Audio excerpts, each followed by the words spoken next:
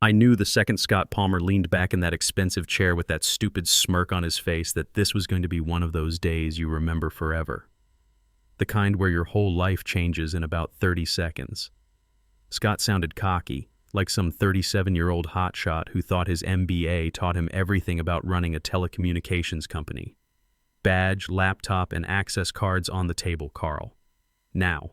No explanation, no private conversation, just a public execution right there in the quarterly operations meeting. 22 employees watching from their seats and video calls, including Nicole Parker, the 24-year-old systems developer I'd been mentoring for the past 2 years. She looked like someone had punched her in the gut. Hell, we all did.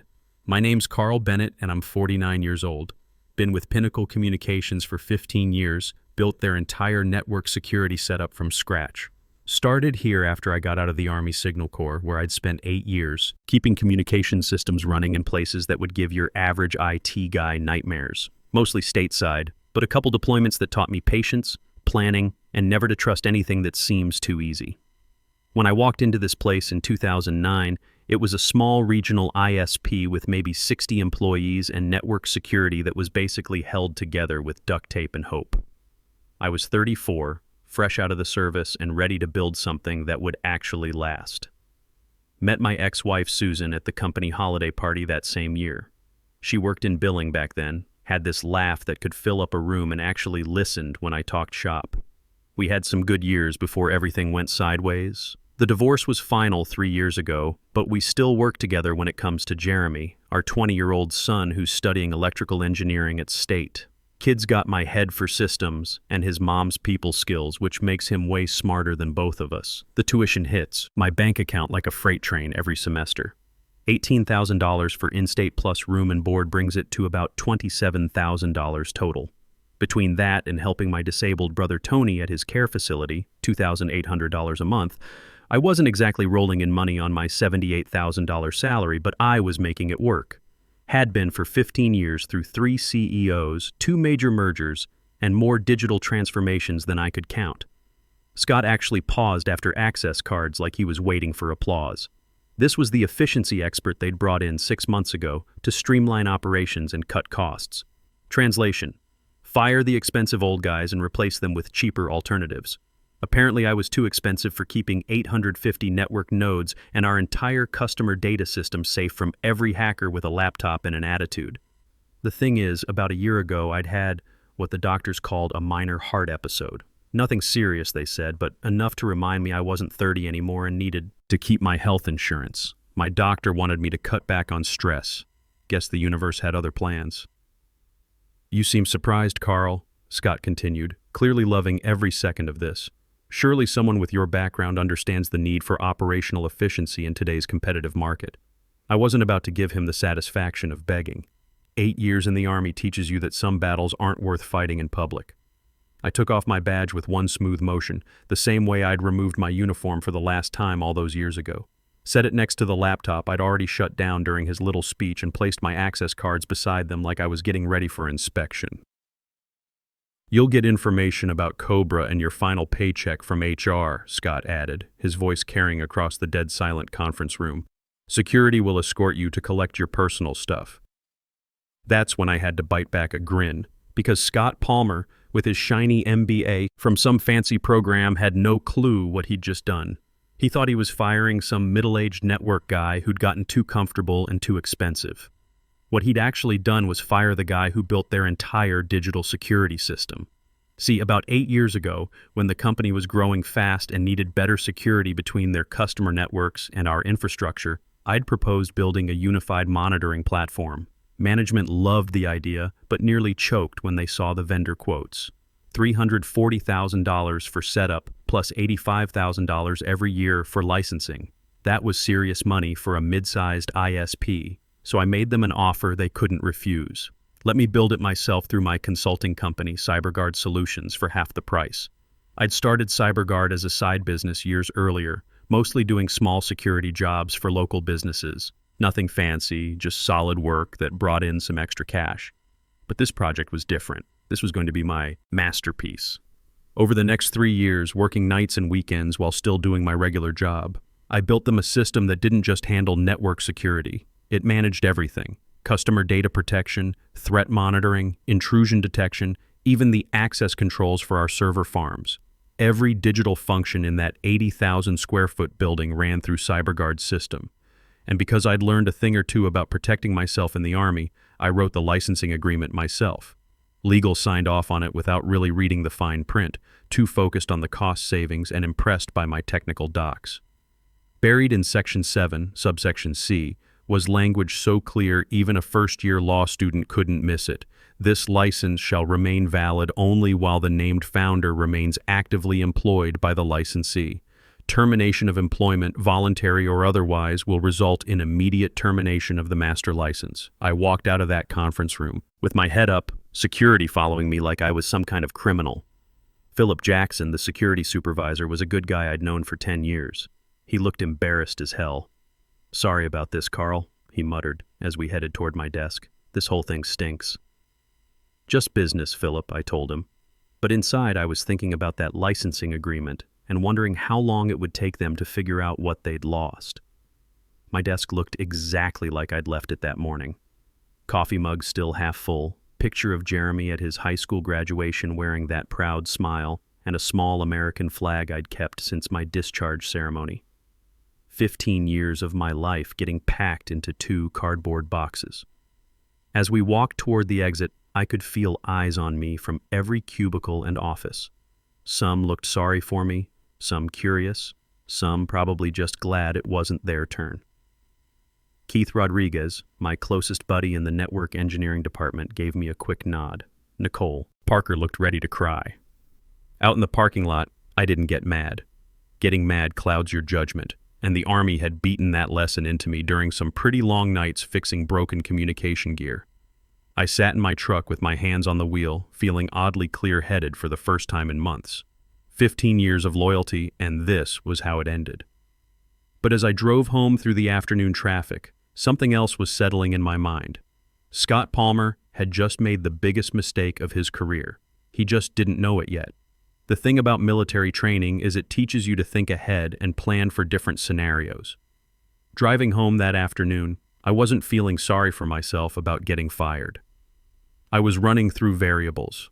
HR would process my termination paperwork by end of business. The system would update overnight. By tomorrow morning, every network node, every security monitor, every access point in that building would be trying to get authentication from a license that no longer existed. I live in a modest 2-bedroom apartment about 20 minutes from the office. Nothing fancy, but it's clean and quiet, which is all I need these days. After Susan and I split up, I sold the house we'd bought when Jeremy was little. The extra money went into his college fund and Tony's care fund, which was looking pretty important right about now with my sudden unemployment. The apartment complex is mostly working people, nurses, teachers, a couple other tech guys. Mrs. Garcia next door is a retired school administrator who always asks about Jeremy when she sees me. Good people, the kind who get that life sometimes throws you curveballs and you just roll with it.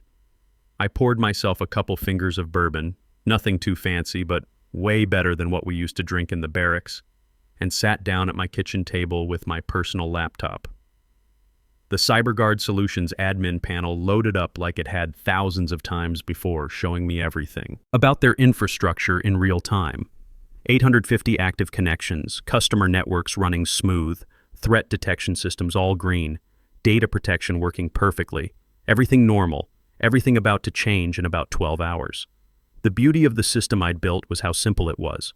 One master server handling everything, with backup systems that all pointed back to the same licensing check.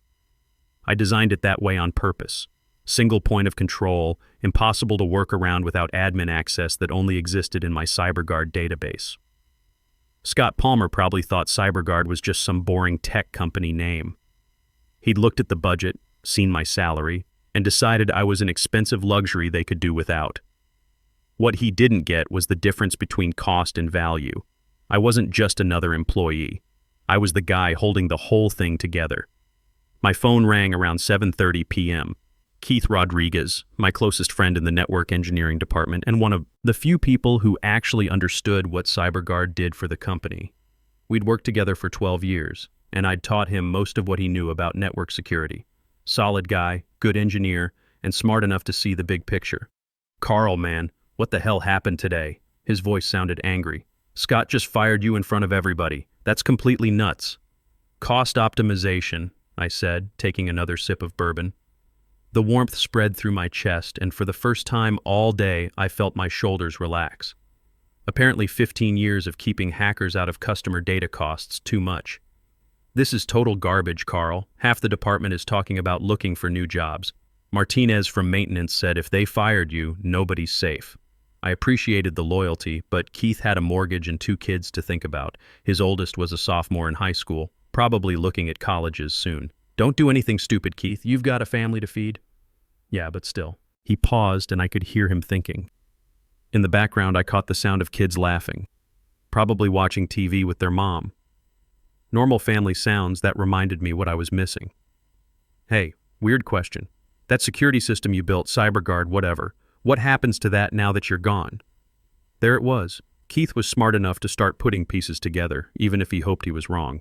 You'd have to ask Scott about that. I don't work there anymore, remember? A longer pause. I could practically hear the gears turning in his head. Carl, please tell me you didn't build in some kind of kill switch. Nothing dramatic, I said honestly. Just standard licensing stuff. Everything's in the contract legal signed off on years ago. Very straightforward business terms. Jesus, how long do we have? You should probably ask the new management about their backup plans. I kept my voice neutral, but Keith knew me well enough to read between the lines. We'd worked too many late nights fixing problems together for him to miss what I was getting at. Carl, listen to me. Whatever you're thinking, remember there are good people there who don't deserve to get hurt by this. That stopped me for a minute. Keith was right. There were good people at that company. Nicole Parker, just starting her career, eager to learn and full of ideas. Philip Jackson from security who'd walked me out looking embarrassed. The customer service people who remembered my birthday every year. The tech support guys who knew I'd drop everything to help them solve a problem. But then I thought about Scott's smirk as he told me to pack my dignity along with my laptop. The way he'd turned my firing into some kind of show, making sure everyone could see him flexing his authority. The complete disregard for 15 years of dedication and loyalty. The good people will be fine, Keith. This isn't about them. What about our service contracts? The municipal government account, that healthcare network. We just landed. Those are management problems now. I'm sure Scott has it all figured out. After I hung up, I walked out onto my small balcony and looked toward the business district where the office building's lights were visible against the night sky. 3 shifts running around the clock, managing networks for small businesses, government offices, healthcare facilities, critical stuff that needed rock-solid security. Somewhere in there, Scott was probably still at his temporary office, working late to impress the board, maybe planning his next round of cost cuts, maybe celebrating his first victory in what he probably saw as a war against inefficiency. In about 10 hours, his phone was going to start ringing. I finished my bourbon and went inside. Tomorrow was going to be interesting, but tonight I had real stuff to deal with. Cobra paperwork to look over, unemployment benefits to file for, and a tough conversation with Jeremy about what this meant for his college money. My severance package would cover 6 weeks, and I had some savings, but when you're flying solo financially and supporting college tuition plus a disabled brother, there's not much room for error. I called Jeremy around 9 p.m. knowing he'd still be up. College kids keep crazy hours, and he was probably either studying for his digital circuits exam or playing video games with his roommate. Hey, Dad, what's up? He sounded tired, maybe stressed about classes. Electrical engineering isn't easy, but he was handling it way better than I'd handled my signal training back in the Army. Got some news, son. Lost my job today. Silence for a few seconds. I could hear his dorm room in the background. Typical college noise. Seriously? Why? New management? Cost cutting? Nothing I did wrong, just politics. Dad, are you okay? I mean, money-wise? Should I look into more loans or maybe transfer somewhere cheaper? This is why I was proud of that kid. 20 years old and already thinking like a man. His mother raised him right, even though our marriage didn't work out. Don't worry about that right now. I've got some options and we'll figure it out together. Just focus on your studies. If you need me to come home, absolutely not. You stay right where you are and keep working hard. I didn't spend 15 years building systems so you could drop out because some consultant got happy with the pink slips. But as I said it, I realized that maybe, just maybe, Those 15 years were about to pay off in a way Scott Palmer never saw coming. I woke up at 6 a.m. without an alarm, same as I had for the past 15 years. Old habits die hard, especially when the Army drilled them into you for 8 years. For about 3 seconds, I started going through my usual morning routine. Shower, coffee, check overnight alerts, drive to the office. Then reality kicked in. No office, no alerts, no job. The quiet was weird. For over a decade, my phone had been buzzing by 7 a.m. with some crisis or another. Security alerts, network slowdowns, customer complaints about connection problems. I'd become the go-to guy for everything digital, which meant my phone never really stopped ringing during work hours. But this morning, nothing. Just the sound of traffic outside and Mrs. Garcia next door starting her car to go volunteer at the school district office. Normal sounds of people going to work while I sat in my kitchen, suddenly unemployed at 49. I made coffee in my little French press, the good stuff I usually save for weekends, and checked my personal laptop out of habit. The CyberGuard admin panel showed exactly what I expected. License status displayed terminated in big red letters across the top of the screen. Below that, error messages everywhere as 850 connections tried to get authentication from a system that no longer knew them. The thing about good engineering is that when it fails completely but cleanly. I hadn't built in any nasty code or dramatic explosions, just a clean, immediate cutoff. Every access attempt got the same polite error message. Authentication temporarily unavailable. Please contact your system administrator. Of course, their system administrator had been fired yesterday. Network status showed red across the board. Security monitoring systems offline. Customer data protection asking for authentication. Threat detection down. Even the employee badge readers at the main entrance were locked out. It was like watching dominoes fall in slow motion, each system finding out it couldn't talk to the others. My phone stayed quiet until 8:47 a.m. Then it started. Text from Nicole Parker. Mr. Bennett, nobody can log into anything. Network security, customer portals, threat monitoring, everything's down. Keith doesn't know what's wrong. People are stuck in the parking lot because the badge readers aren't working. I didn't text back. Nicole was a smart kid and she'd figure out the connection soon enough. Plus, I wasn't their employee anymore. Whatever problems they were having were management's job now. 20 minutes later, my phone rang. Keith Rodriguez, his voice tight with stress. Carl, we've got a major situation here. Everything's locked up tight. Can't access security controls, can't monitor customer networks, can't even check threat levels. We've got 140 people standing around waiting for someone to manually let them through the front gates. Sounds rough, I said, keeping my voice neutral while sipping my coffee. Carl, come on. This is the CyberGuard system, right? That licensing thing you mentioned last night? I don't work there anymore, Keith. You'd have to ask management about their vendor relationships. A pause, then quietly, how long before they figure out what's happening? Depends on how smart your new operations guy is. I took another sip of coffee and looked out my kitchen window at the morning traffic. Somewhere in that stream of cars were dozens of my former coworkers sitting in parking lots, unable to get through the automated security gates because their access system was down. Jesus, Carl, the customers are going to flip out. We've got that municipal contract expecting 99.9% uptime. The healthcare network can't afford any security gaps. That's when I felt the first little stab of guilt. Keith was right. This wasn't just about Scott Palmer.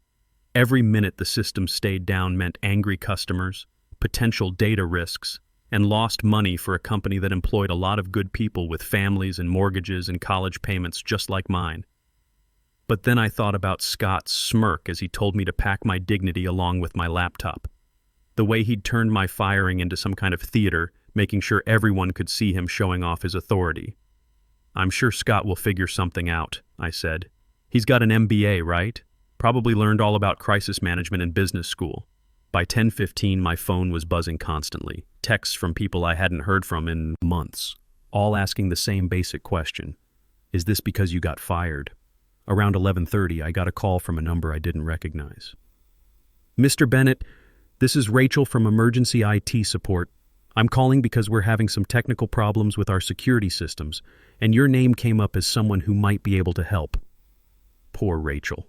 Probably some contractor who'd been handed a phone and told to start calling anyone who might know something about their setup.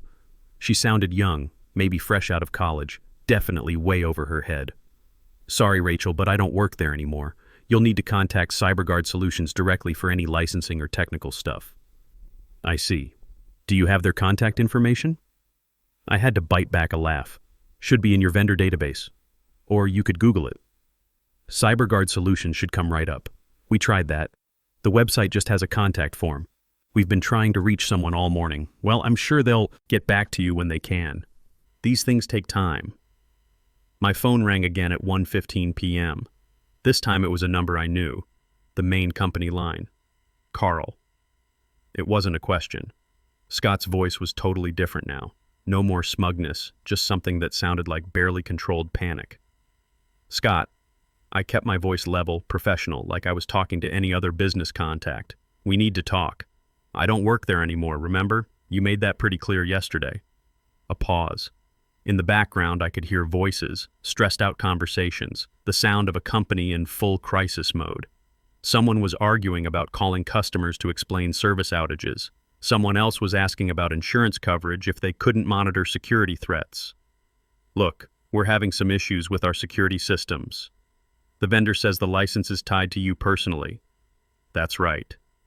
Another pause. Longer this time. I could practically hear him choosing his words carefully, probably with someone coaching him in the background. What would it take to get that fixed? And there it was. Less than 24 hours after firing me in front of 140 people, Scott Palmer was asking for my help. The same guy who told me to pack my dignity along with my laptop was now forced to come crawling back, begging for the expertise he'd thrown away as too expensive. But I wasn't about to make this easy for him. You'll need to talk to CyberGuard Solutions about any licensing stuff, I said calmly. I believe you have their information. Carl, come on, we both know you are CyberGuard Solutions. Then you should probably talk to them about getting service restored. I'm just enjoying my first day of retirement. I hung up before he could say anything else. Not angry, not dramatic, just clean. The way you end a business call when there's nothing left to discuss. The quiet after I hung up on Scott lasted exactly 52 minutes.